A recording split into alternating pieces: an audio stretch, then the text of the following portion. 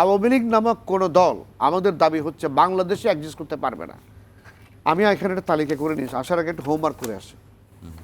আমি সারা পৃথিবী থেকে অসংখ্য দল এ পর্যন্ত আপনার বিলুপ্ত হয়েছে অথবা নিষিদ্ধ হয়েছে বা বাতিল হয়েছে, এগুলো আপনি জানেন সব কিছু।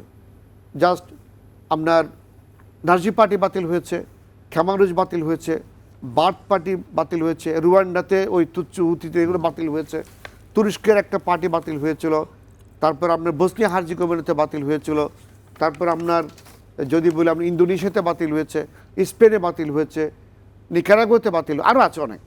সবগুলো এরকম গণহত্যার সাথেই জড়িত। এক্স্যাক্টলি। সুতরাং it is not the first time that মনে হচ্ছে যেন আওয়ামী লীগকে বাতিল করে আমরা বিশাল কিছু অন্যায় করে ফেলছি। No, there instances in the world. আপনি জানেন সুপ্রিম কোর্ট যখন বিচার করে, হাইকোর্ট যখন বিচার করে, তারা পৃথিবীর অন্যান্য কোর্টের হাইকোর্টের বিচার প্রক্রিয়াগুলোকে রেফারেন্স হিসেবে টানে।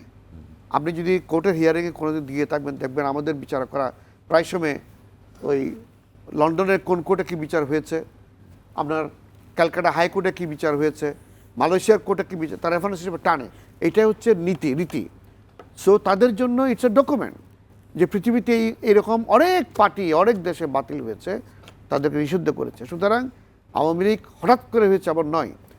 আওয়ামী লীগের কার্যক্রম ডিজার্ভ করে যে they should be given this punishment.